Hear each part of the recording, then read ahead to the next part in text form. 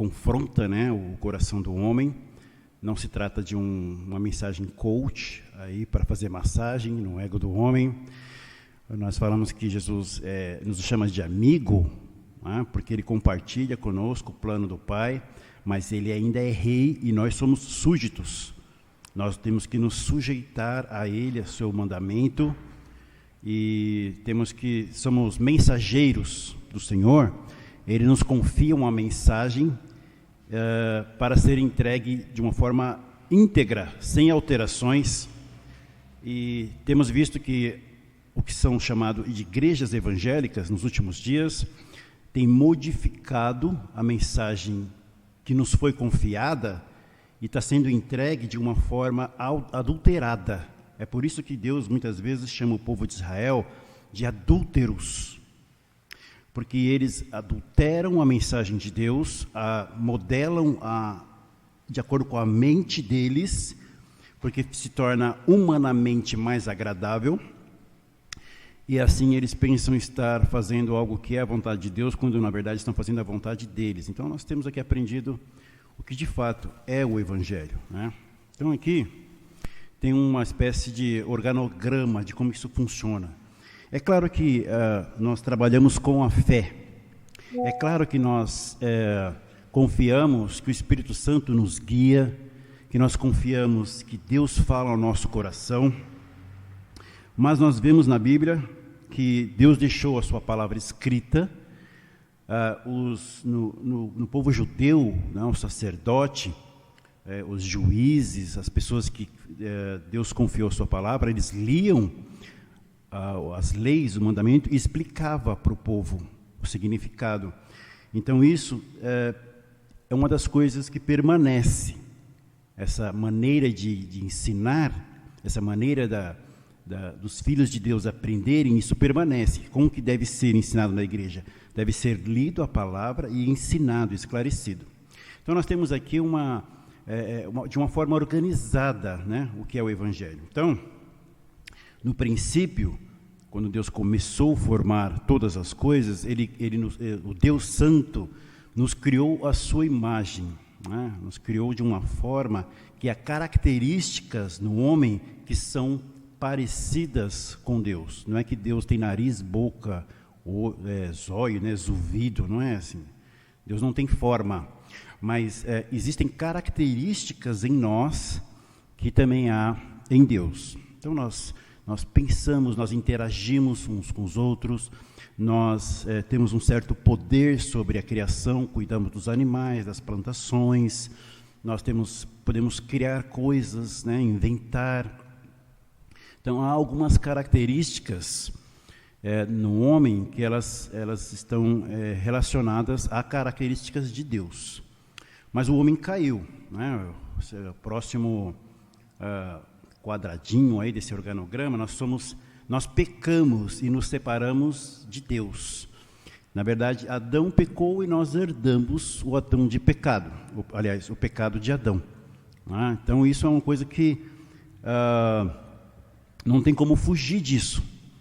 Estava conversando então, logo no início, né, quando os irmãos vieram para cá, uma questão que é muito comum, muito ensinada inclusive nas igrejas, que as criancinhas, os bebês, são puros, que eles não têm pecado. Não há base bíblica para isso. A Bíblia diz que Deus encerrou todos debaixo do pecado. Deus disse para Adão, assim que ele caiu, vocês podem conferir lá em Gênesis, Deus diz assim: maldita é a terra por tua causa. Então, ninguém escapa da ira de Deus, a não ser por meio de Jesus Cristo. E é preciso ouvir o Evangelho, é preciso compreender o Evangelho, entender que somos pecadores, é preciso ter arrependimento e conversão. É muito duro, né, de ouvir isso, mas Deus encerrou todos debaixo do pecado, porque todos pecaram e carecem da glória de Deus. Então, quando a gente fala que herdamos o pecado de Adão, isso inclui todos os seres humanos depois de Adão. Todos os seres humanos depois de Adão nascem pecadores, como diz Davi, em pecado me concebeu a minha mãe.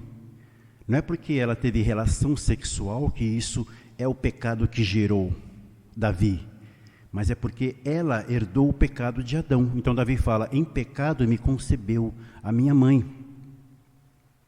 Então as pessoas precisam entender isso, o Evangelho nos traz isso, a Bíblia nos traz isso, que nós precisamos entender que somos pecadores e nos arrepender disso. Algumas pessoas vão usar trecho que Jesus pega a criancinha no colo e fala que dos tais é o reino de Deus.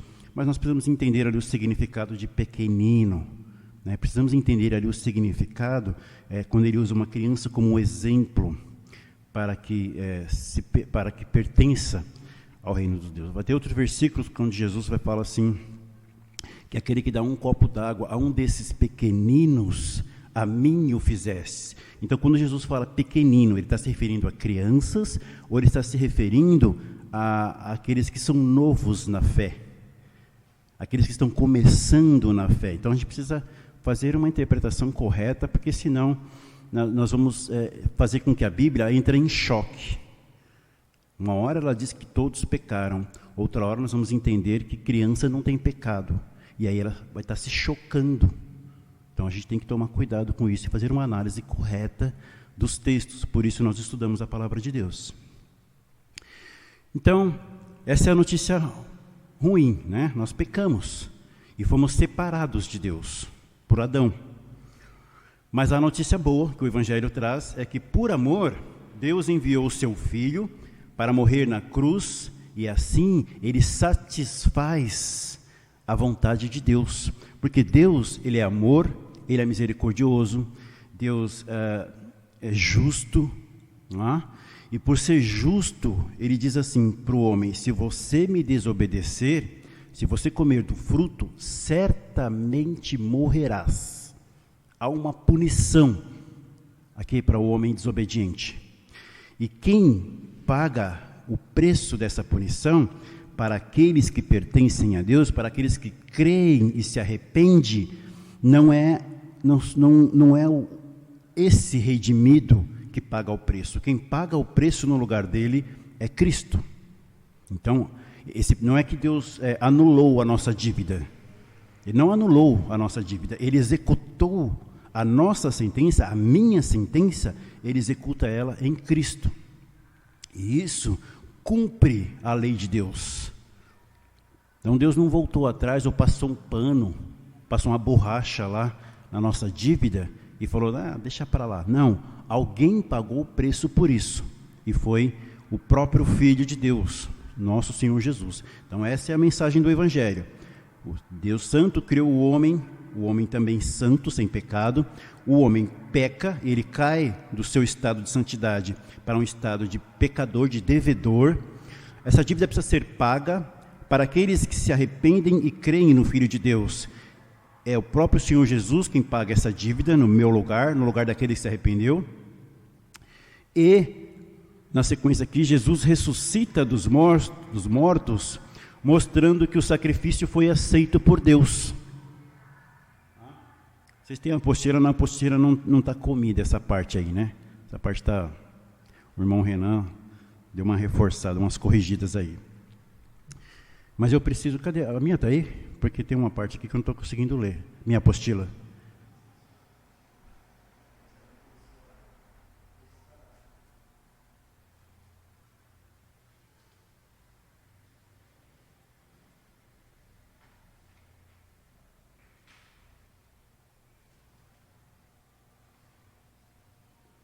Está aí, no meio dessa... está aí.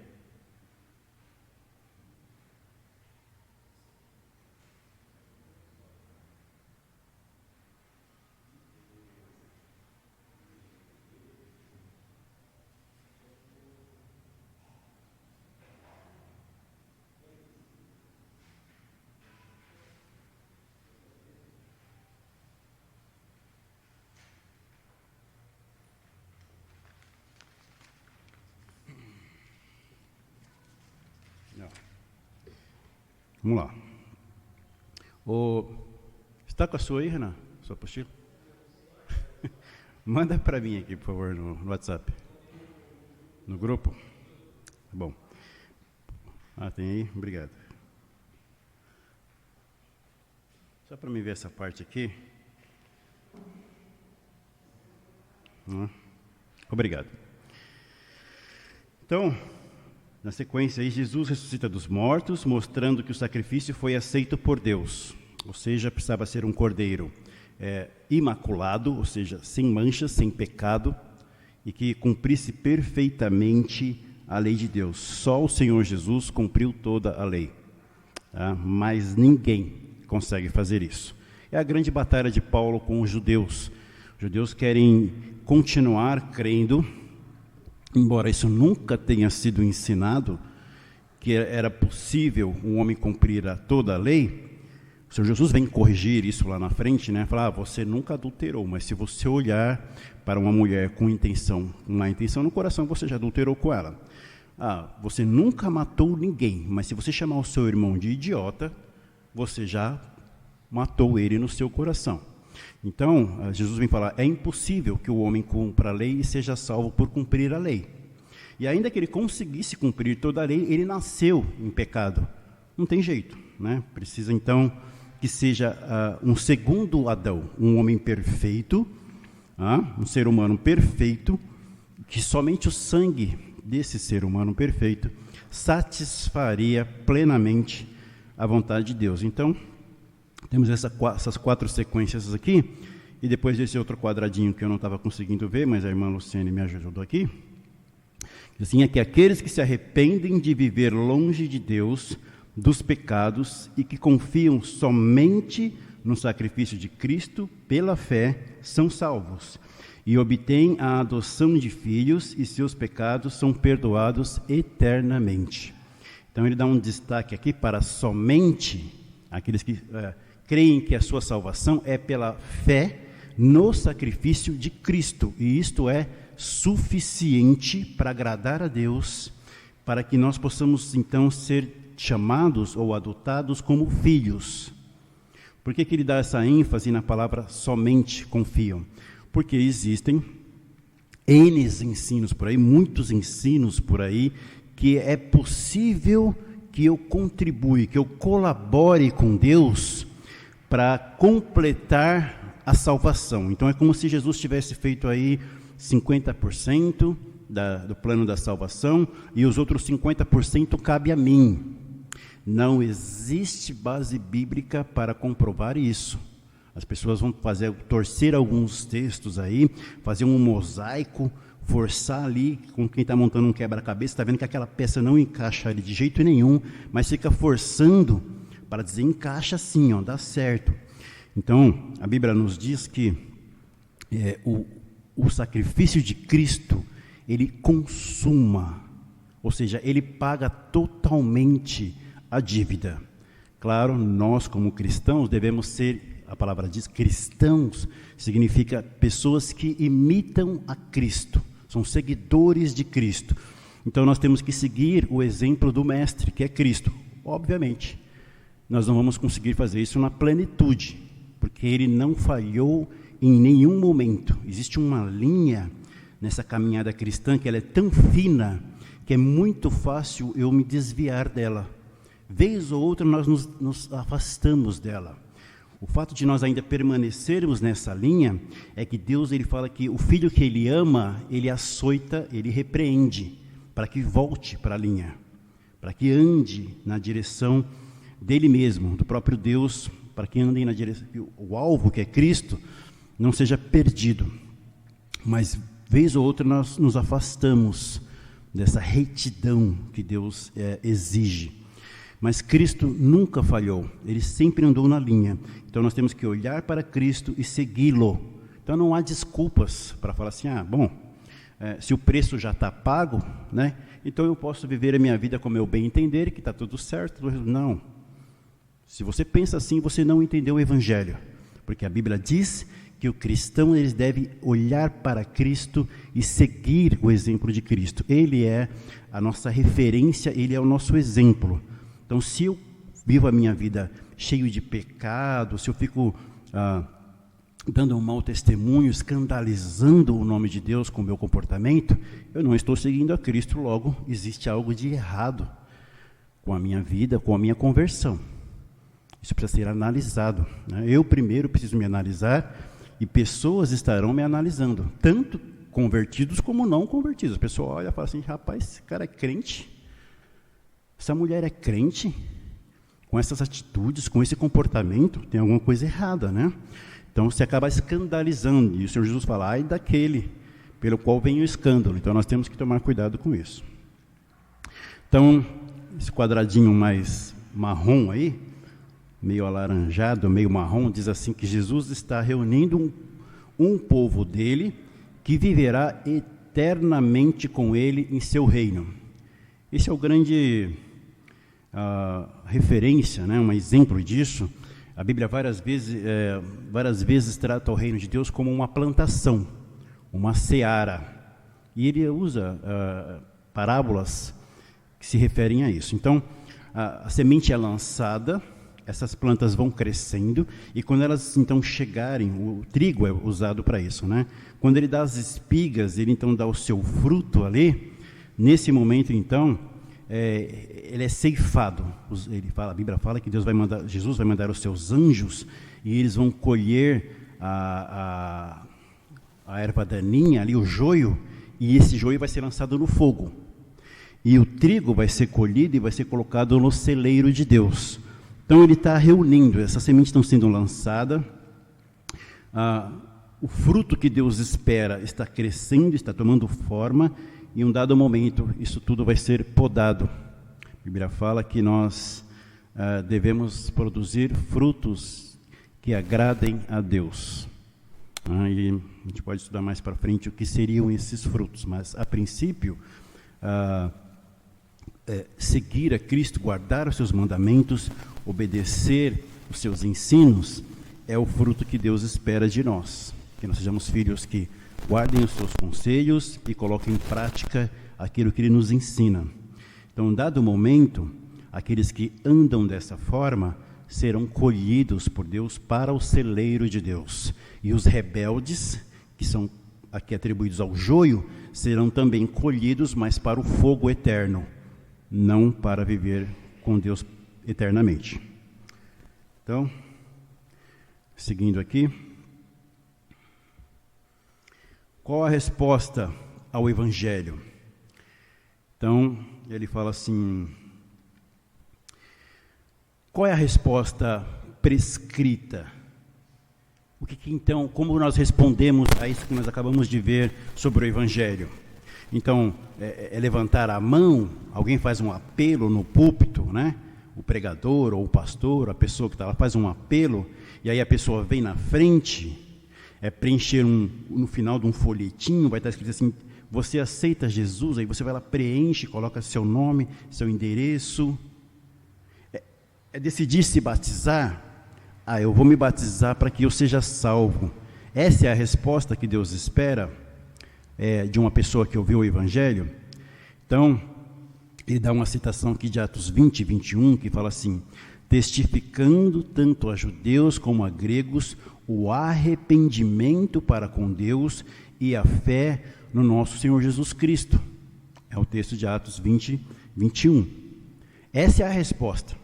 Ouvimos o Evangelho porque agradou a Deus salvar as pessoas, salvar a humanidade por meio da loucura, porque o Evangelho para o ser humano caído é loucura. Então, por meio da loucura da pregação do Evangelho, as pessoas ouvem.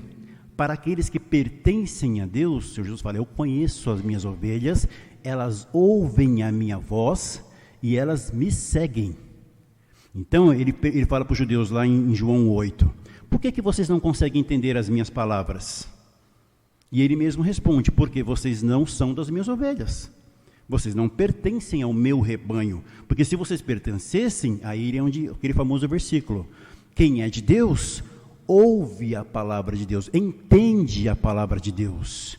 E aí ele se vê num estado de miséria, de sujeira, de reprovação, é vergonhoso, é um estado de pecado. E aí é onde nós temos que nos arrepender. Senhor, eu me arrependo de ser um pecador. Eu me arrependo de estar na contramão da tua vontade.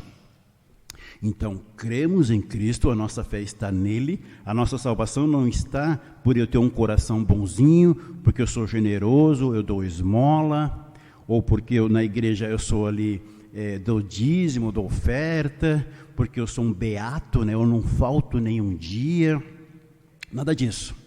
Precisamos ter fé em Cristo Jesus, que a nossa salvação está nele, no que ele fez, na obra que ele fez, não na obra que eu faço, na obra que ele fez. E eu imito o Senhor, porque senão eu sou um mentiroso, um hipócrita. Se eu não imito a Cristo, dando um bom exemplo, obedecendo o Pai, amando o próximo como a mim mesmo, amando o Pai Celestial acima de todas as coisas, se eu não imito o Senhor, eu sou um hipócrita. A verdade não está em mim. Então é preciso ter um arrependimento e uma confiança, uma fé em Cristo Jesus, que ele fez a obra. Então, arrependimento mais fé. Dizer que crer sem viver como deveria, não é crer conforme o ensino bíblico. O Evangelho exige uma mudança de rumo, o que é chamado conversão. Eu antes estava indo nessa direção. Olha, Paulo, o exemplo máximo da Bíblia, assim, para um humano caído, né, um ser humano caído, é o apóstolo Paulo. Ele achava que estava fazendo a vontade de Deus. Ele dedicava sua vida para perseguir cristãos, porque ele achava que cristãos eram hereges, eram uma seita. Para Paulo, o cristianismo era uma seita. Então ele dedicava a vida dele para perseguir cristãos, colocava muitos homens em prisões, fez muitas viúvas, muitos órfãos. Para ele, para Paulo, ele estava satisfazendo a vontade de Deus. Então quando Cristo entra na vida dele, abre os olhos de Paulo, cegando ele fisicamente, mas abrindo seus olhos espirituais, para você, Paulo, que acha que está servindo a Jeová, ao Deus Todo-Poderoso, você está, na verdade, perseguindo. E você está se machucando. Você vai, então, precisa aprender, você vai entender. Às vezes Paulo ficava pensando, né? Por que esses crentes insistem tanto em seguir esse Jesus? A gente prende, a gente tortura, alguns são mortos, né? E eles parece uma praga, só cresce isso. E aí Jesus fala então para aquele irmão que vai até Paulo orar por ele, para assim, eu vou ensinar para Paulo o quanto importa sofrer por causa do meu nome. E Paulo sofre muito. Paulo tem muito sofrimento, mas então ele entende por que aqueles cristãos, apesar de estarem sofrendo e sendo perseguidos, por que é que eles não abandonam essa fé? Agora Paulo, com os olhos abertos para a vida espiritual, faz todo sentido. Agora faz todo sentido. Então Paulo tem uma mudança de rumo, apesar dele se achar um seguidor de Deus, apesar dele se achar um filho de Deus, perseguindo os cristãos, ele na verdade está na direção contrária à vontade, ele está indo contra Deus. Paulo, por que você me persegue? Está indo contra Deus. Então seus olhos são abertos, o seu entendimento é aberto, e Paulo tem uma mudança de direção. Agora ele segue na vontade de Deus, a favor da vontade de Deus. Então é uma conversão, uma mudança de rumo. Isso tem que acontecer em nossas vidas. Às vezes nós achamos que estamos servindo a Deus, seguindo a Deus, mas nós precisamos então de ter em algum momento na nossa vida esse entendimento aberto e essa mudança. Eu, durante muito tempo, daqui mesmo nessa igreja, eu tinha um entendimento a respeito de Deus que era errado. Eu achava que Deus tinha preparado uma solução para o pecado com uma espécie de remédio. Eu tenho uma doença, Deus preparou um remédio. O remédio é Jesus. E eu fui ensinado que Deus preparou esse remédio, colocou em cima da mesa. E falou assim, a cura para o seu mal está aqui. Cabe a você tomar a decisão de levantar aí do seu lugar e vir aqui pegar esse remédio e tomar. Aí se você fizer isso, você vai ser curado. Só que não há ensino na Bíblia para isso. A Bíblia nos diz que Jesus veio buscar e salvar o pecador. Obrigado, irmão. Deus abençoe. Ele não veio pedir minha opinião. Você quer ser salvo? Ele não veio fazer isso. Jesus, ele vem como, sabe, uma pessoa que está se afogando no mar? Já pensou se um salva-vidas chega ali, para bem pertinho da pessoa que está se afogando, fala assim: ô cidadão, você quer ser salvo? Não, ele não quer saber se a pessoa quer ser salva ou não, ele resgata aquela pessoa ali, senão ela morre. Então a Bíblia nos fala que Deus, ele, antes da fundação do mundo, ele escolheu algumas pessoas. É difícil isso, eu sei que isso é doloroso, mas está na Bíblia. Então, em dado momento, ele fala assim: essa ovelha é minha. Já viram a parábola da ovelha perdida? Que ele deixa 99 lá no aprisco e vai buscar a que se perdeu. E quando ele volta, ele está com ela nos ombros, para as pessoas saberem que aquela ovelha é propriedade dele. Nem ela pode ir embora, se ela quiser, e ninguém vai arrebatar essa ovelha da mão dele, ninguém vai roubar, ninguém vai levar essa ovelha embora. Ele fala: é minha ovelha. Então nenhuma escapa, nenhuma se perde. Então nós temos que ter esse entendimento. Em algum momento, nós que pertencemos a Deus, teremos o nosso entendimento aberto. Pode até ser que estejamos numa igreja, pode até ser que tenhamos esse entendimento errado, mas em algum momento, como aconteceu na minha vida, mesmo que dentro desta igreja, Deus me abriu o entendimento. Falou assim: olha, filho, apesar de você estar numa igreja, uma igreja batista, que é conhecido como os Bíblias, que é conhecido como pessoas que estudam a palavra, você entendeu errado o Evangelho. Você não pode fazer absolutamente nada em favor da sua salvação. Eu fiz tudo por você. Sabe o que você tem que fazer? Se humilhar, colocar diante da minha presença e falar: Senhor, me salva. Porque se Deus não me salvar, coitado de mim. E aí houve uma conversão de entendimento.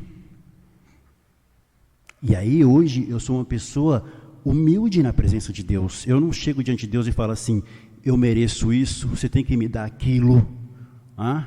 Eu não barganho com Deus: vou te dar um dízimo de R$1.000, eu quero um salário de 10.000. É diferente. Eu me coloco diante de um rei como um súdito. Eu me coloco diante de Deus e falo assim: deixa eu trabalhar para o Senhor. Me dá esse privilégio de eu trabalhar para o Senhor. Porque não é qualquer pessoa que pode trabalhar para Deus. Porque é Ele que capacita, é Ele quem vocaciona, é Ele quem dá perseverança. E Jesus fala assim: sem mim, vocês não podem fazer nada, vocês são inúteis.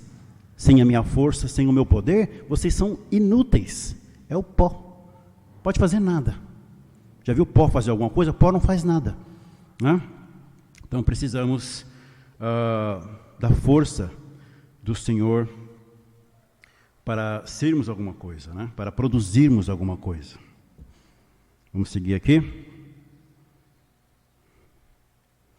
O crer que Jesus recomenda não é um mero assentimento intelectual. É crer e descansar plenamente nas boas novas de salvação. Já desde o início da igreja, houve um movimento, era chamado de gnosticismo. Pessoas que começaram a criar uma elite dentro das igrejas, de pessoas que falavam assim: nós, essa elite, esse povo diferenciado, tem uma sabedoria muito maior do que o resto das pessoas da igreja. Então nós, os intelectuais, nós conseguimos enxergar um mundo espiritual que os outros não enxergam. Então nós somos diferenciados. E isso foi condenado. João condena o entendimento das pessoas. Eles falavam então que eles conseguiram entender coisas que nem os discípulos, os apóstolos tinham entendido. Eles falavam assim: Jesus na verdade não é um ser humano de carne. No começo da igreja, começou a entrar ensino nas igrejas dizendo que Jesus, na verdade, ele é um espírito. Ele é um espírito. E aí João fala, não. Nós comemos com ele. Nós tocamos nele. Nós vivemos com ele. Nós somos testemunhas de que Jesus é um ser humano, sem pecado, perfeito, mas um ser humano, que come comida, come pão, bebe água, né? Bebe suco, e normal. Então, foi essa ideia de que para ser um cristão você precisa ter um intelecto diferenciado, foi condenado pela igreja, pelos apóstolos. O que nós temos que fazer? Não há o que fazer para ser salvo. Nós temos que crer no Senhor Jesus, nos arrepender dos nossos pecados e descansar de que a nossa salvação está em Deus. Confiar plenamente que a nossa salvação é Deus. A salvação pertence a Deus e nós temos que descansar nele. O contrário disso vai nos trazer uma certa arrogância, um conceito a respeito de nós mesmos que não é agradável a Deus. É onde eu vou pensar assim, se eu não fizer a minha parte, Deus não pode me salvar. É um perigo nisso. Então isso traz uma incompetência em Deus. Se eu creio que se eu não fizer a minha parte, Deus não pode me salvar, ou, né, se eu entendo assim, se eu não tiver pelo menos uma resposta ao chamado de Deus, se pelo menos eu disser assim, Deus me chamar, eu falar, não vou não, eu quero ir para o inferno, não quero ser salvo, eu quero ir para o inferno.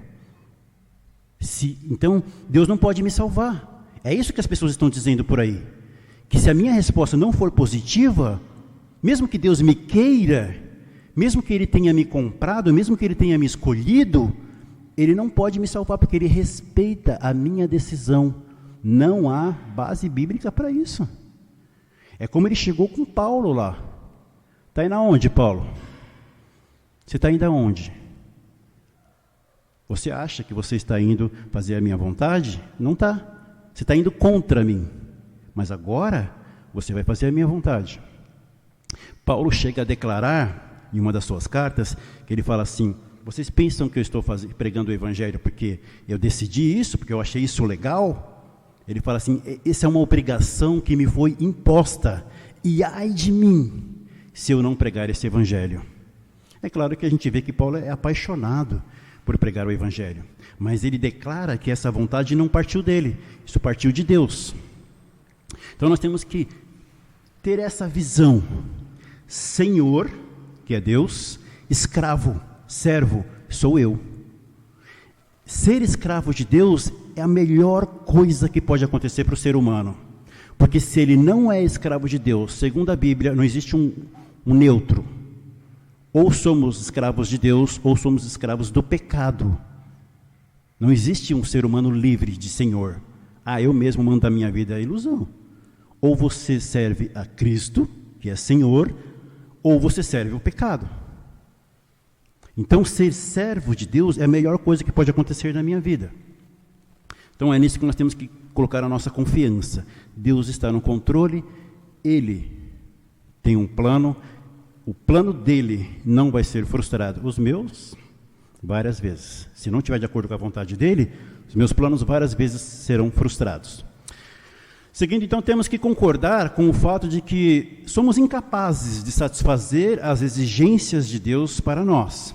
Não importando quão boa seja a nossa vida moral, devemos parar de confiar um pouco em nós e um pouco em Deus. Devemos chegar a compreender que temos que confiar plenamente em Deus, temos que confiar somente em Cristo para a nossa salvação. O contrário disso é uma presunção humana. O contrário disso é uma afronta a Deus. É dizer que o sacrifício de Cristo não é 100% eficaz. Então nós temos que tomar cuidado com isso. Então, uma vida espiritual infundida. Vamos então entender o que significa isso. Vamos passar esses slides, aí nós vamos dar um tempinho para uma água, alguém quiser ir no banheiro, e aí depois retomamos. Fundamentalmente, não precisamos dos efeitos do Evangelho, mas sim precisamos do próprio Deus, da restauração e da comunhão com Ele. Precisamos receber vida espiritual por meio da graça de Deus, um novo nascimento de que trata João capítulo 3. E quando apresentamos um evangelho diferente disso, obtemos apenas falsas conversões e o aumento do número de membros da nossa organização. Há pessoas então que pensam que vão vir na igreja, eu já estou tão mal, estou com uma energia tão negativa, estou sentindo um peso, uma pressão sobre mim, estou meio deprimido. Vou na igreja, ouvir uma palavra, quem sabe melhora o meu humor, né? Quem sabe eu recebo ali uma energia positiva, e isso então vai me fazer sentir melhor. Igreja não é um consultório de psiquiatria ou de psicologia. A igreja não está aqui para fazer você se sentir melhor. Acontece muitas vezes o contrário. Você está se achando o super-humano, o super-cível. Hoje eu estou demais. Hoje eu estou me sentindo o cara. E aí eu venho para a igreja e a palavra vai falar assim: você é miserável, pobre, cego e nu. Você precisa descer, igual como Zaqueu teve que descer da árvore lá, desce daí, desce. Se coloca prostrado diante de Deus. Essa é a posição correta. Essa é a maneira que nós devemos nos apresentar diante de Deus. Prostrado. Porque Ele é Deus santo. Ele é um Deus todo-poderoso. Porque nós invertemos as coisas. A gente morre de medo do ladrão, do assassino. Nós morremos de medo de pessoas perigosas. Mas o Senhor Jesus fala assim: vocês não têm que ter medo dessas pessoas. O máximo que elas podem fazer é tirar a sua vida. Sabe de quem que vocês têm que ter medo? Jesus fala: de Deus. Porque além de tirar a sua vida, Ele pode lançar a sua alma no inferno. Você fala: nossa, mas eu tenho que ter medo de Deus? Deus é bonzinho, Deus é amor, Ele não vai me fazer mal. Leia a Bíblia. Leia a Bíblia. Os filhos de um sacerdote Eli estava pegando lá o contrafilé dos boi que era oferecido lá, né? A picanha, aquela gordurinha gostosa. Os filhos de Eli estavam pegando aquela carne que era para ser queimada no fogo e falando: isso aqui é meu. E os bichos estavam ficando enormes, mais gordos que os boi. Os filhos de Eli estavam ficando mais gordos que os boi. E Eli também, de tabela, estava comendo churrasquinho com os filhos dele também. Deus manda falar para ele assim: olha, põe sua casa em ordem. Seus filhos estão fazendo o que é mal diante da minha presença. E eu vou matar seus filhos. Não é para Arão, quando os filhos de Arão vão oferecer um sacrifício estranho diante de Deus, Deus mata os filhos de Arão. E Arão vai chorar, ficar triste. Moisés fala: não chora não. Não chora não, Adão. Deus foi justo com seus filhos, porque eles pecaram contra o Senhor. Se você chorar, você vai ser punido também. Aonde está esse Deus bonzinho que as igrejas estão pintando por aí? Deus é amor, mas Ele é justiça. Anda na minha presença e ser perfeito, é o que Deus diz. Então, nós temos que entender que o Evangelho, ele precisa, ele causa no ser humano um novo nascimento. Não uma mudança intelectual, não me faz sentir melhor quando eu venho aqui ouço uma palavra onde, em vez de ter um pregador, tem um coach no púlpito, que você é especial, você é o centro do coração de Jesus, você é filho do rei, então você é um príncipe ou uma princesa, então você merece ter do bom e do melhor nesse mundo, você não pode sofrer. Isso aí não é o Evangelho. Corre disso, corre. Sabe o que o Evangelho faz? Ele fere a minha carne. Ele fala assim, você é um ser que precisa de misericórdia e de graça, porque o seu merecimento é a morte. A boca do Senhor o diz. Quem desobedecer vai morrer. Fala isso para Adão, e nós temos que realmente nos prostrar diante de Deus, reconhecendo um evangelho que não agrada a carne. A carne é pecadora, ela é inclinada para o mal. O evangelho, ele nos leva a agradar, a satisfazer um Deus santo. Se vocês aprendem alguma coisa diferente disso, corre disso, foge disso. O evangelho lhe fere, é uma espada de 2 gumes, ela corta, ela fere, mas é uma ferida boa, é uma ferida para me salvar, para me afastar de mim mesmo, para me afastar dos enganos de Satanás, dos falsos mestres. Se o evangelho não me ferir, não ferir o meu orgulho, o meu ego, esse mal que há dentro de mim, ele me domina e me faz ser uma pessoa longe de Deus, ainda que eu esteja como Paulo, achando que estou fazendo a vontade de Deus. Então, é algo infundido, ou seja, isso vem de Deus para a minha vida. Eu não posso me orgulhar. Um dia eu estive pensando aqui, com os meus pauzinhos, falando, realmente tem que haver um Criador para essas coisas.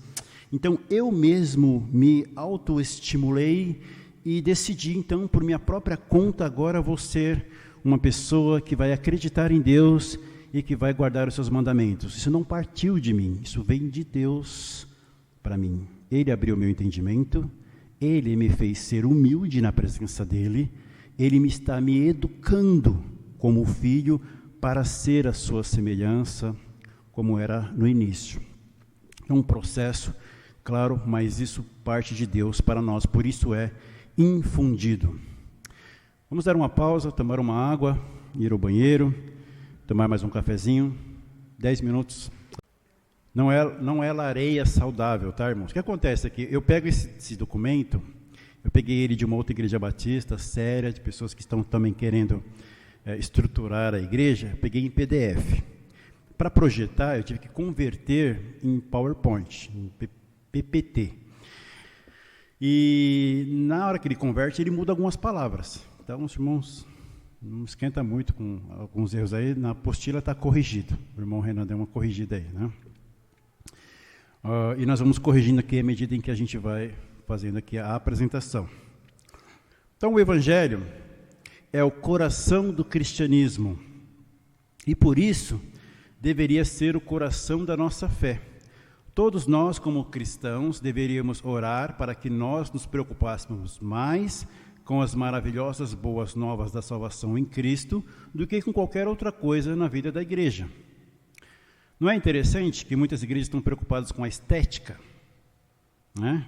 Ter um templo bonito, ter uma fachada bonita, né? Um layout assim que as pessoas olhem de fora, como os discípulos olharam o templo na época do Senhor Jesus e falaram, olha, Senhor, como esse templo é bonito.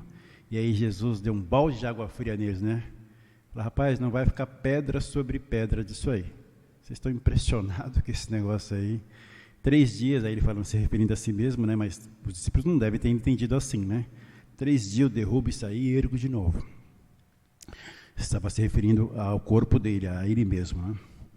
Mas existem igrejas que estão preocupadas com coisas que não é o Evangelho. Igrejas estão preocupadas, por exemplo, se a igreja tem bastante pessoas.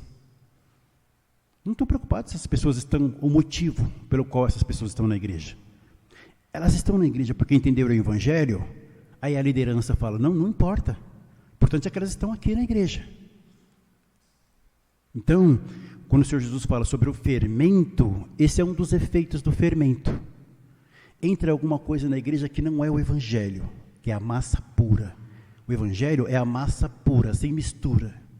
Aí joga um pouquinho de fermento naquela massa ali, ó. O Senhor Jesus fala que esse pouquinho de fermento, ele leveda, né, ele incha toda a massa. Ele está falando aqui para os discípulos, toma cuidado com o fermento dos fariseus. O que é o fermento dos fariseus? O ensino dos fariseus. Toma cuidado. Porque esse ensino, esse falso ensino, faz com que toda a massa incha. Tem um inchaço. Deixa de ser pura. Entendeu? Então nós temos que olhar para a igreja e falar assim, o que é o centro dessa igreja? Em cima do que essa igreja está alicerçada? É do evangelho ou é de algum movimento secular, atual? Ou é em cima de alguma tradição que ela está contrária? Tradição é boa quando ela está junto com o evangelho, quando ela fecha com a Bíblia. Agora, quando a tradição ela é humana, é como lavar as mãos dos fariseus lá. Foram perguntar para Jesus, por que seus discípulos comem sem lavar as mãos? Você não sabe que isso é pecado? Você não sabe que lá comer sem lavar as mãos é uma afronta à lei? E o Senhor Jesus, com as suas respostas maravilhosas, vocês não sabem que o que contamina o homem não é o que entra, mas é o que sai? Ou seja, a sujeira está dentro do ser humano caído. O Senhor está falando para os fariseus, a sujeira está dentro de vocês, não fora, dentro, é o pecado.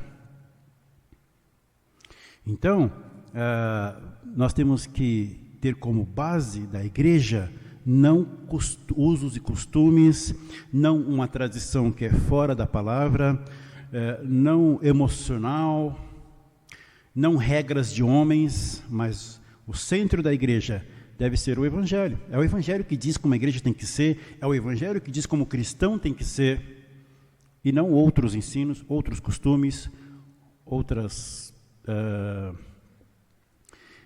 N coisas que possam ser usadas aí, né, como fachada, né, coisas do tipo. Mas, infelizmente, o que nós vemos aí é que as igrejas estão pouco importando com o evangelho, estão modificando o evangelho para que ele fique mais atraente. Não vamos falar de pecado na igreja, não vamos falar sobre o pecado da ganância, sobre o pecado do egocentrismo na igreja, porque isso aí afasta as pessoas querem prosperar, as pessoas querem profecias de prosperidade, elas não querem profecias que falam que o homem, se ele não se arrepender e se humilhar na presença de Deus, das duas uma, ou ele é filho e vai ser disciplinado, vai ser podado por Deus, ou se ele não é filho, condenação. Então, o evangelho é o nosso pilar, é nele que a gente se agarra para crescer. A igreja, se não se agarrar nesse pilar, de maneira nenhuma vai produzir um fruto que agrada a Deus. Está funcionando meu slide aqui, não, irmão? Agora vai? Agora foi. Então, seguindo aqui, uma igreja saudável, ela está repleta de pessoas que têm um coração voltado para o evangelho. E ter um coração voltado para o evangelho significa ter um coração voltado para a verdade, para a apresentação de Deus a respeito dele mesmo, para a nossa necessidade, para a provisão de Cristo e para a nossa responsabilidade. Qual é a nossa necessidade em relação a Deus? Salvação, perdão de pecados. Nós precisamos disso. Espiritualmente, nós precisamos renascer. Estamos mortos em nossos delitos e pecados. Precisamos que Deus nos faça nascer de novo.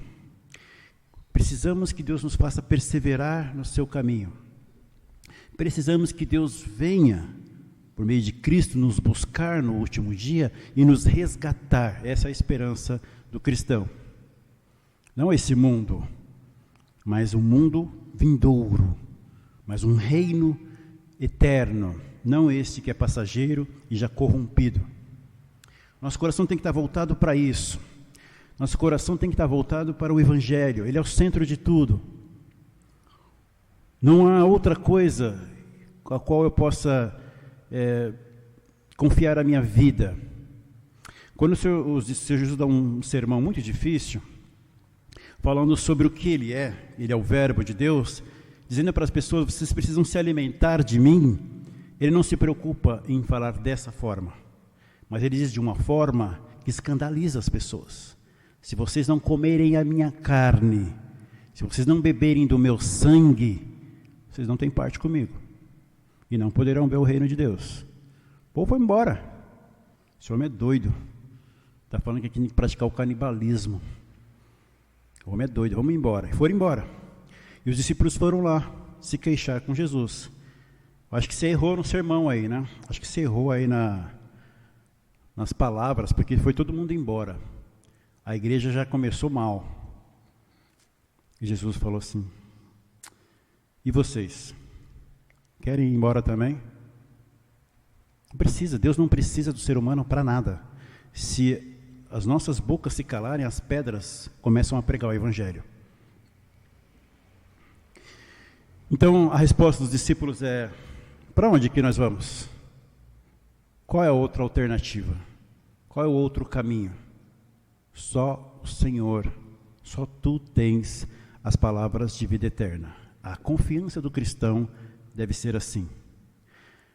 As palavras de vida eterna estão no Evangelho, naquilo que Deus já deixou escrito. Como eu tenho dito para os irmãos, homens e mulheres de Deus morreram para que hoje nós tivéssemos as nossas Bíblias em nossas mãos. Morreram, pagaram com suas vidas debaixo de tortura. Muitos foram muito torturados antes de morrerem, mas não negaram a fé. Preservaram segredos de onde estavam escondidas as Escrituras, ou onde estavam escondidos homens que eram pregadores de Deus. Muitas vezes Paulo foi escondido pela igreja, porque os judeus invejosos estavam querendo achar Paulo para matar Paulo. E homens foram, como não encontraram Paulo, pegaram alguns representantes da igreja ali, e eles foram ou torturados ou foram extorquidos, foram cobradas propinas deles, para que então eles pagassem no lugar de Paulo, para que hoje nós tivéssemos essas escrituras para meditar nelas. Não desprezem, não vamos desprezar isso, mas vamos dar o devido valor meditando nessas palavras, para que nós estejamos alicerçados nela, e não em fantasias e coisas de homens.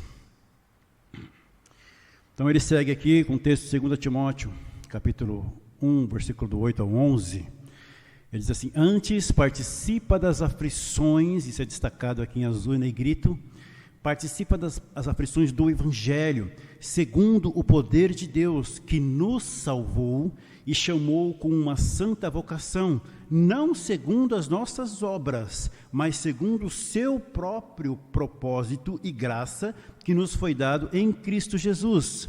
Antes dos tempos dos séculos, ou antes dos tempos eternos, essa graça nos foi dada, e que é manifesta agora, pela aparição de nosso Salvador Jesus Cristo, o qual aboliu a morte e trouxe à luz a vida e a incorrupção pelo Evangelho, para o qual, que é o apóstolo Paulo dizendo, fui constituído pregador e apóstolo e doutor dos gentios.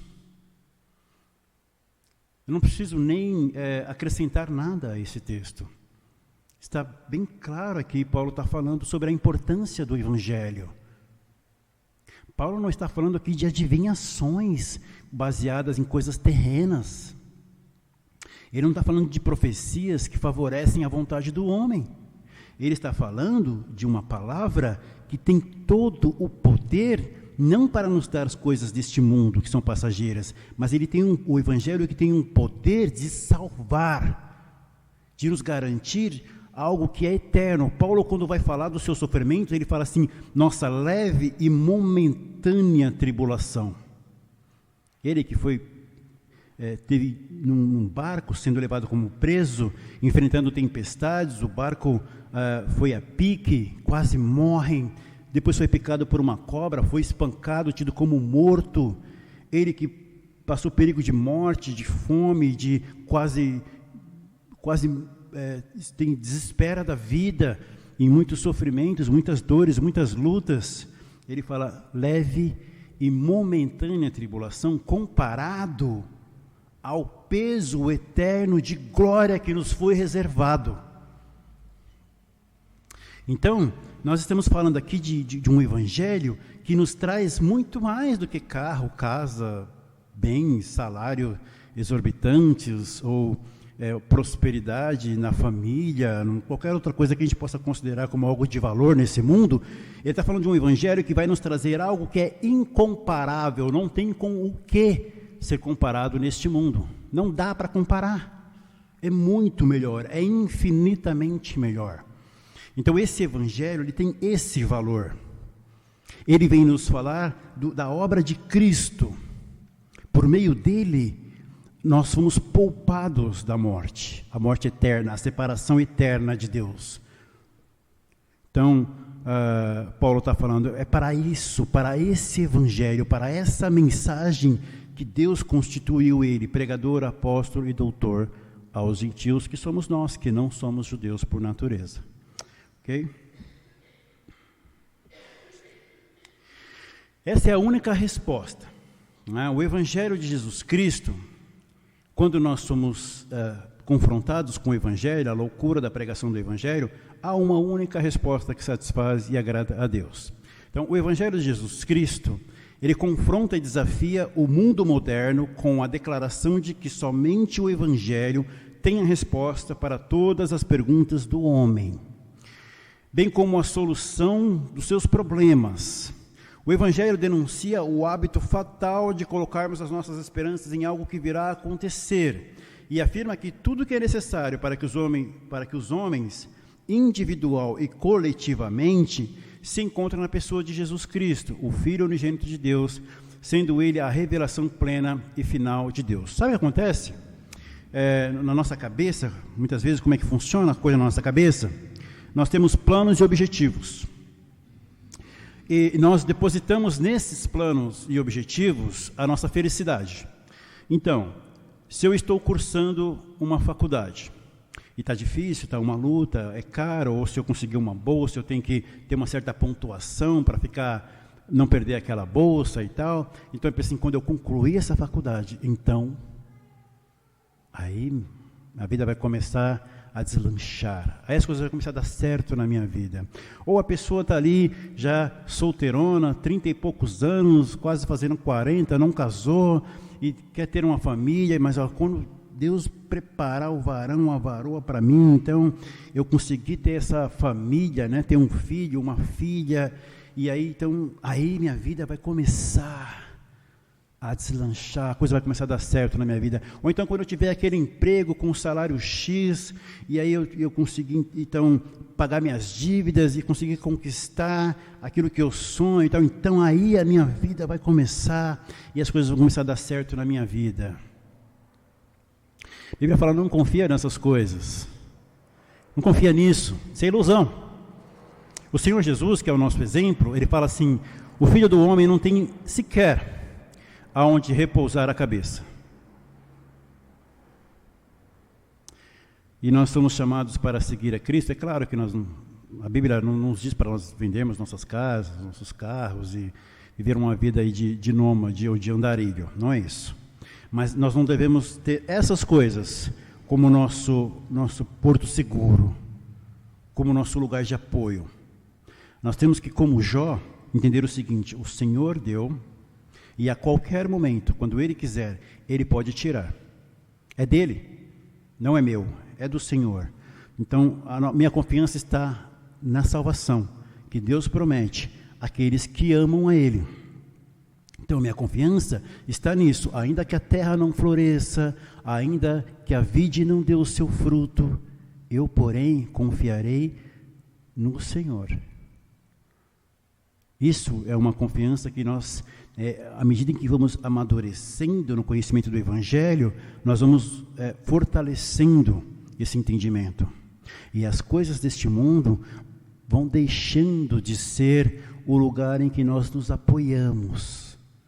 E o nosso apoio vai estar cada vez mais em Cristo. Se eu tiro o Evangelho da minha vida, se eu tiro o Evangelho da igreja, eu vou deixando de me apoiar nessa coluna que ela me leva até o céu, e vou me apoiando em colunas que são ilusões, que são as coisas que o mundo tem para oferecer.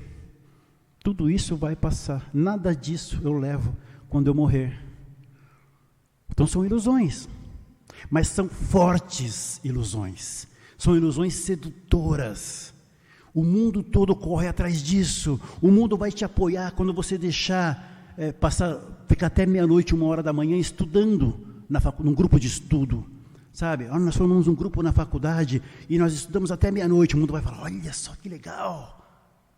O pai vai olhar para o filho e falar, nossa, meu filho é estudioso. Ficou até 1h da manhã estudando.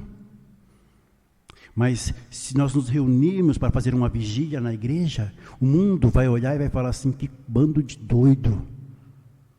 O que esse povo tem nada para fazer? Não tem uma louça para lavar em casa? Que fica na igreja fazendo vigília até tarde da noite? O mundo não vai entender que nós estamos buscando o que realmente tem valor. Então, a gente precisa realmente...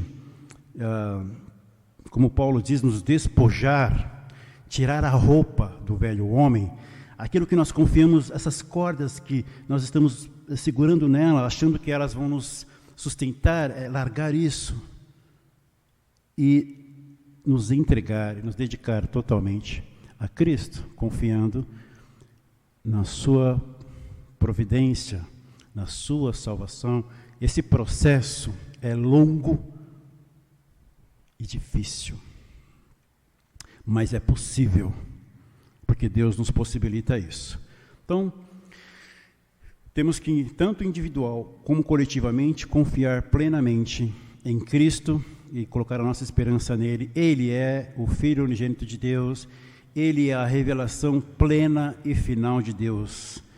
Toda a plenitude de Deus habita corporalmente em Cristo, e nós temos acesso a esse conhecimento por meio do Evangelho que ele deixou escrito. Em sua vida e em seus ensinamentos, vemos aquilo que o homem deve ser e qual tipo de vida ele deve viver. Na morte de Cristo, sobre a cruz, podemos ver o pecado do mundo finalmente desmascarado e condenado. Através de sua morte, vemos o único meio pelo qual o homem pode reconciliar-se com Deus. É exclusivamente dele que podemos receber a vida nova, obtendo um novo começo. Somente quando recebemos dele o poder, então podemos viver aquela vida que Deus tensionou que vivêssemos. Então, a nossa percepção de vida melhor é o seguinte: depois que Deus me abriu o entendimento para o verdadeiro Evangelho, aí sim, aí então a vida começou. Aí então eu descobri aquele tesouro que vale a pena eu vender tudo e comprar aquele campo e explorar aquele tesouro. Aí então eu encontrei a pérola perfeita que vale a pena eu comprar para poder então possuir esse tesouro. Isso é o que tem valor na minha vida. Sabe que esse processo não é instantâneo. Saibam que esse processo, muitas igrejas ensinam assim, e que depois que você se converter a Cristo, ou como dizem alguns, depois que você aceitar a Jesus, toda essa maldade que tem no seu coração, esses desejos carnais vão desaparecer. Mentira. Jesus fala, quem quiser vir após mim, negue-se. Sou eu que tenho que negar os meus desejos carnais. É uma luta constante, porque a carne milita contra o Espírito, é a batalha contra o Espírito. O Espírito de Deus está em mim e ele Ele quer que eu faça a vontade de Deus. E Ele está aqui me capacitando para isso, para que eu faça a vontade de Deus. Mas há um outro espírito, há uma outra coisa que vai contra. E Paulo fala: maldito ou desaventurado homem que eu sou, quem vai me livrar desse corpo de morte, que fica me levando a fazer as coisas que eu não quero fazer? Há uma batalha. Como nós vencemos essa batalha? Evangelho, é Bíblia, oração, joelho no chão, humilhação diante de Deus. Não é olhando para falar assim, como o fariseu, graças te dou porque não sou como esse publicano miserável. É a oração do publicano que agrada a Deus. Senhor, eu não sou digno de sequer levantar os meus olhos para te ver. Tem misericórdia de mim, porque eu sou um pecador. O Senhor Jesus fala, esse homem foi para casa justificado, o publicano. O fariseu orgulhoso não foi. Então, o nosso posicionamento diante de Deus é crer que a obra é dele, é que nós recebemos dele o poder, é que ele nos capacita então para sermos um servo segundo a vontade dele, para que então nós possamos ter uma vida que agrada a ele. Não é a minha boa intenção, não é o meu senso do que é certo, do que é errado, mas é a ação de Deus na minha vida. O Evangelho nos proporciona isso. Deixa eu ver aqui.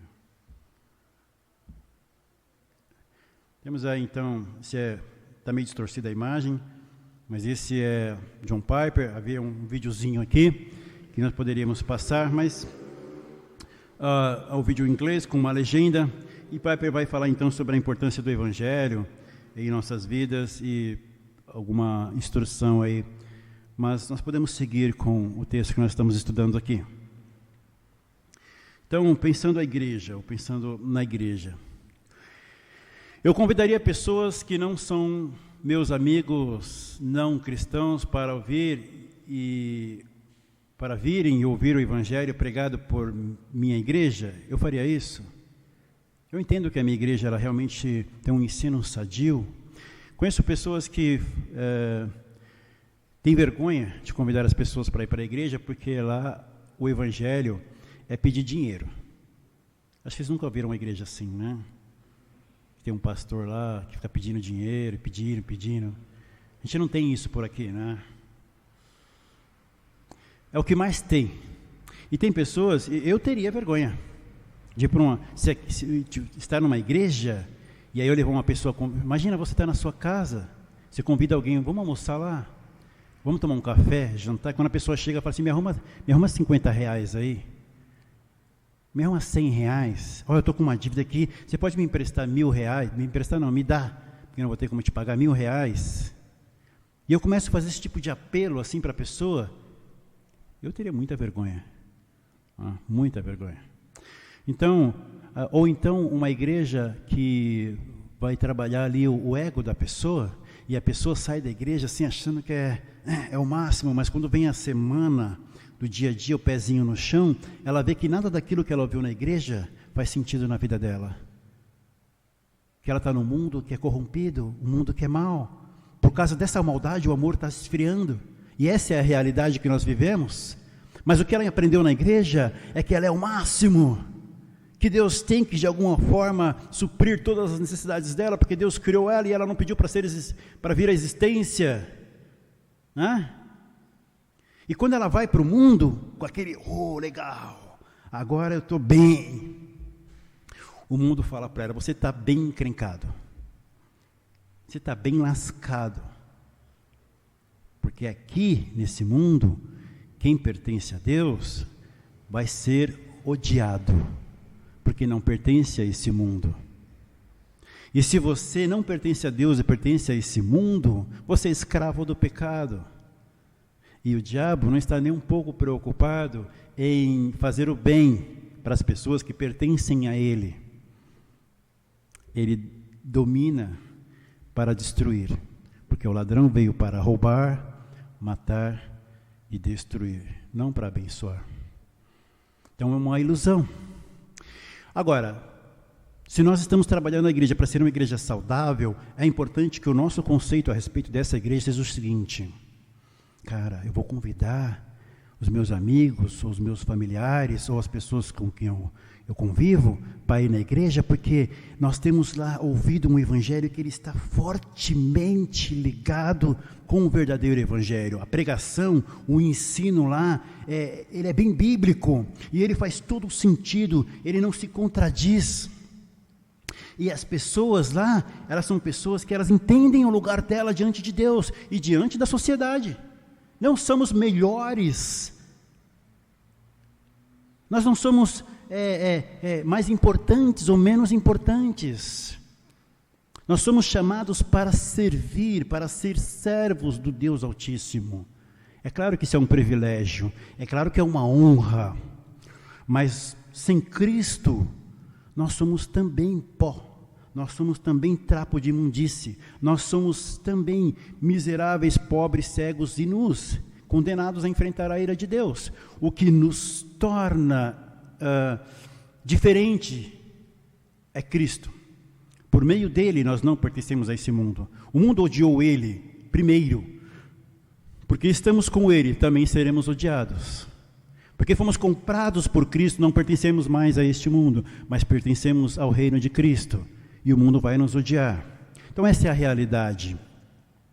Então por isso eu vou chamar pessoas que eu conheço para vir na minha igreja, para ali ouvirem junto comigo, aprenderem o verdadeiro evangelho. A segunda pergunta: o evangelho é pregado corretamente? Lá na minha igreja, o evangelho é pregado corretamente? Eu posso tranquilamente conferir na Bíblia o que está sendo ensinado e eu não vou ser surpreendido com algo diferente? Eu posso levar alguém na minha igreja e aí ela vai me confrontar, falar assim: rapaz, lá o pastor pregou que a salvação é somente por Deus. Tem um texto aqui que fala que não, que depende de mim, que Deus vai respeitar. E aí eu vou pegar vários e vários textos que são ensinados na igreja onde eu frequento e falar: não é assim, não é assim. O próprio João, quando estava lá na ilha de Patmos, quando ele encontra com o Senhor Jesus, não o Senhor Jesus na sua forma humilde, mas já o Senhor Jesus glorificado, quando ele o vê, quando ele se volta, que vê quem está falando com ele, ele cai prostrado. Tamanho poder, tamanha glória. Essa é a nossa posição diante do Cristo. Essa é a nossa posição diante do Rei. Humilhados.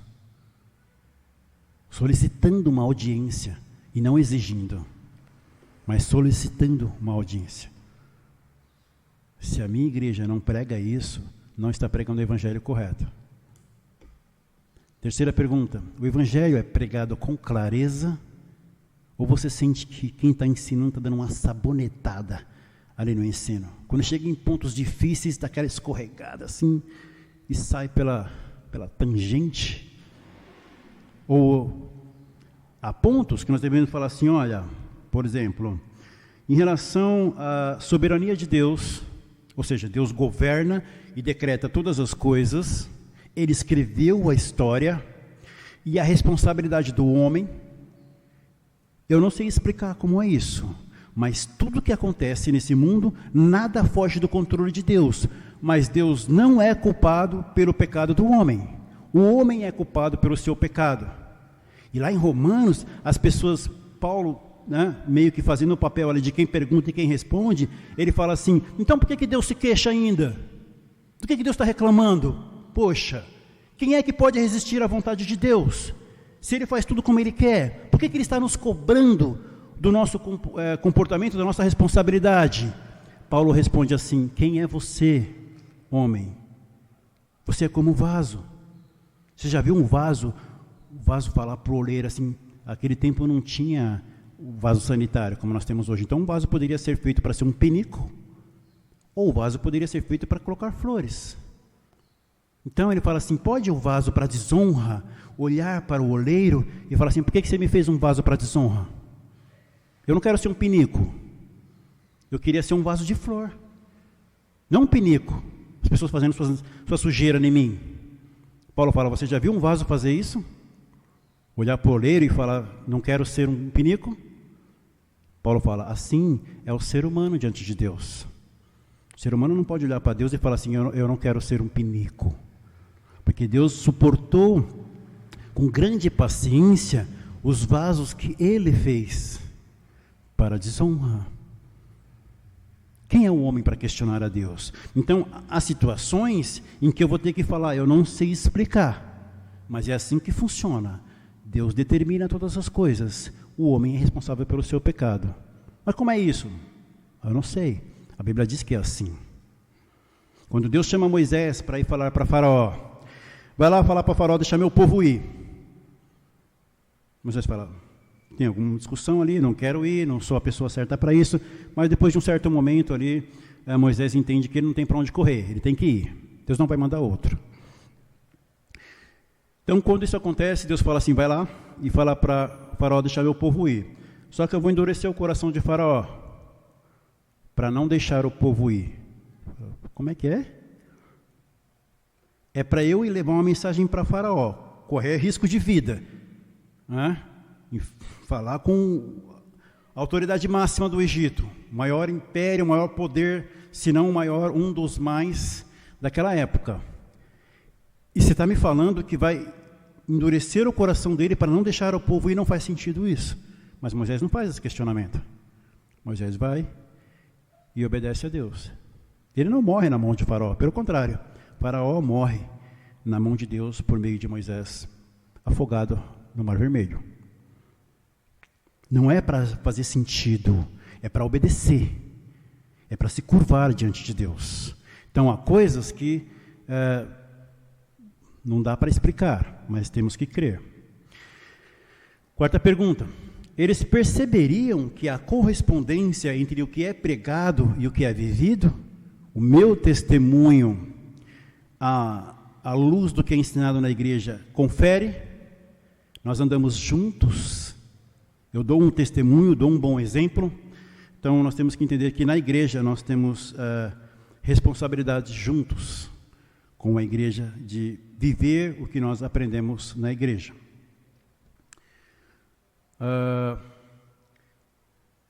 Então, um resumo do que é o Evangelho. O que é o Evangelho? As novas de Deus são essas, as boas novas. O primeiro e único, Deus, que é santo, nos fez a sua imagem para conhecê-lo. A referência a Gênesis capítulo 1, versículo 26 e 28, a 28. Mas nós pecamos e nos separamos dele. Também em Gênesis 3, Romanos 3, 23. No seu grande amor, Deus fez de Jesus um homem, viveu uma vida perfeita, morreu na cruz, cumprindo assim a lei, e tomando sobre si o castigo pelos pecados de todos aqueles que se converteram, e nele, e se converterão dos seus pecados e confiam nele. João capítulo 1, versículos do 1 ao 4. Ou João 1, 14. Hebreus capítulo 7, versículo 26, Romanos 3, 21 a 26, Romanos 5, do 12 ao 21, são as referências citadas para essa obra de Cristo em nossas vidas. Ele ressuscitou dos mortos, mostrando que Deus aceitou o sacrifício de Cristo e a ira de Deus de nós foi esgotada. Atos capítulo 2, versículo 24, Romanos capítulo 4, versículo 25. Agora Ele nos chama para nos arrependermos de nossos pecados e confiarmos só em Cristo para o nosso perdão. Atos 17, 30, João capítulo 1, versículo 12. Se nós nos arrependermos dos nossos pecados e confiarmos em Cristo, nós vamos nascer de novo em uma nova vida, uma vida eterna com Deus. João 3, 16. E Ele está reunindo um povo para si entre todos aqueles que submetem a Cristo como Senhor. Mateus 16, 15 a 19, Efésios 2, do 11 ao 12. Depois, se vocês quiserem anotar essa referência, com os irmãos aqui tem a apostila, anotem e dá uma consultada depois nisso aí. Então, aqui o último slide, encerrando aqui essa terceira marca do Evangelho. Onde está isso na Bíblia? Então, mais algumas referências. Romanos, do capítulo 1 ao capítulo 4, contém uma das mais complexas ou completas exposições do Evangelho na Escritura, e em 1 Coríntios capítulo 15, versículo 1 ao 4, contém um resumo sucinto do Evangelho. São boas referências também para os irmãos, os convidados estarem conferindo, né, em suas casas aí. E por que isso é importante? Concluindo aqui, a compreensão bíblica do Evangelho é importante porque o Evangelho é o poder de Deus para a salvação de todo aquele que nele crê. E é o único caminho para as pessoas pecadoras se reconciliarem com um Deus santo. Não só isso, mas tudo em uma igreja deriva do seu entendimento do Evangelho: pregação, aconselhamento, discipulado, música, evangelismo, missões e etc. Eu já compartilhei com os irmãos aqui que fui numa igreja aqui próxima, fui convidado para pregar lá, mas antes tinha ido numa espécie de uma palestra sobre casais cristãos. E nessa palestra foi falado só sobre psicologia, citações de vários psicólogos, várias pessoas dessa área. E quando chegou então num slide que tinha alguns textos bíblicos, a pessoa disse assim: não, nós não vamos ler esses textos porque nós estamos sem tempo, e pulou para uma outra parte. Eu falei: poxa, que pena, né? Estamos numa igreja, pessoas cristãs, são aconselhamentos para casais cristãos, mas quando chegou na parte justamente o que a Bíblia diz sobre esse assunto, as pessoas falaram: nós não temos tempo para abordar esses textos. Então, numa igreja, nós estamos numa igreja, o centro é o Evangelho. Eu vou ensinar sobre qualquer assunto na igreja, qualquer assunto que seja, o eixo, o que governa esse ensino, esse aconselhamento, essa doutrina, deve ser o Evangelho. Se não é o Evangelho, sai fora. Sai fora disso. E eu chamei a atenção ali, tive que fazer isso, não teve outro jeito. O Espírito me incomodou demais sobre isso. Mas tentei fazer isso de uma forma amorosa.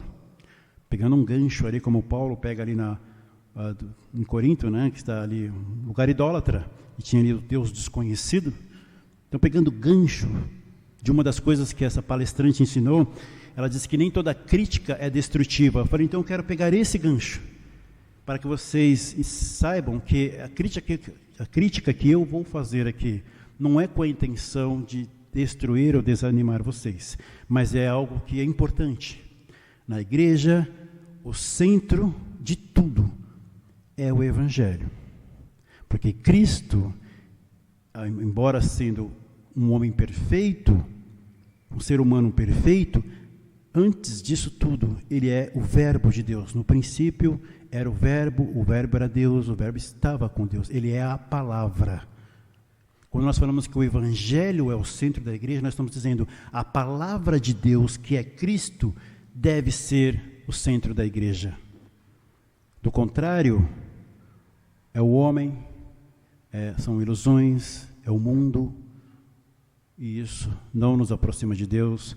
Isso está longe de ser uma igreja saudável. É uma igreja doente, uma igreja enferma, uma igreja que precisa do bálsamo de Deus, que nos cura. E Ele mesmo nos fere com o Evangelho, e com o Evangelho Ele nos cura. Esse é o poder de Deus. Vamos orar para encerrar. Senhor Deus, Pai, nós temos que Te agradecer, Senhor. Estávamos num mundo como que tateando, Senhor, no escuro. Achávamos então que estávamos na Tua direção, como Teu servo Paulo, e alguns nem isso estavam fazendo, estavam vivendo no mundo, tentando encontrar alguma felicidade, tentando encontrar alguma razão para existir ou para viver. E a Tua graça é tão maravilhosa, Senhor, que a Tua palavra diz que nós éramos Teus inimigos. Estávamos longe do Senhor. E não somente isso, nós éramos contrário ao Senhor, estávamos em guerra com o Senhor. Quem de nós aqui, Senhor, neste mundo, estenderia a mão para salvar um inimigo? Quem de nós aqui, Senhor, morreríamos por alguém que está nos perseguindo, querendo nos destruir? Realmente, Senhor, o Teu amor é algo difícil de compreender, Pai. É algo que vai além do nosso entendimento.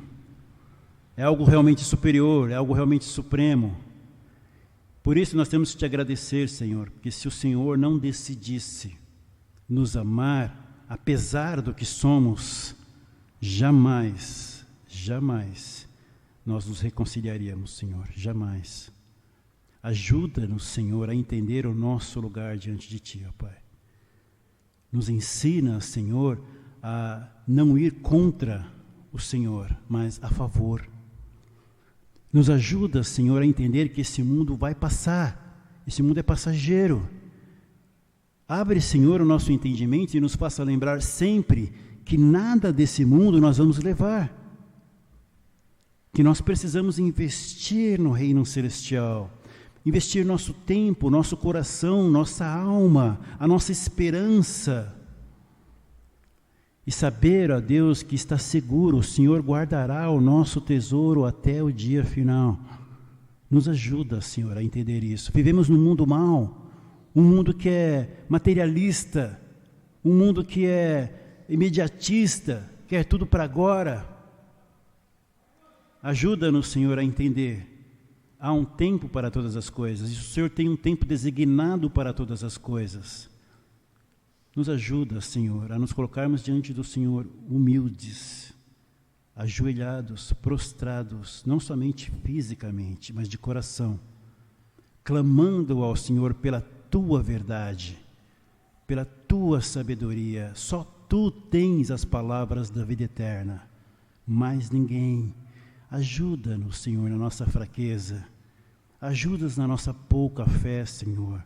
Nós precisamos, ó Pai, tanto, Senhor, precisamos tanto da Tua força, Senhor. Ajuda-nos, Senhor, tem misericórdia de nós. Não nos deixe ser enganados, Senhor, pelo maligno. Não nos deixe, Senhor, ser enganado por falsos profetas, ó Pai. Não nos deixe ser enganado por nós mesmos, pelos nossos desejos. Mas liberta-nos do engano com a Tua verdade. Nós clamamos em nome do Senhor Jesus. Para a honra e glória do Teu santo nome, nós clamamos, nós oramos. Amém, Senhor. Deus abençoe a todos. Mais uma marca encerrada. Glória a Deus por isso. Se Deus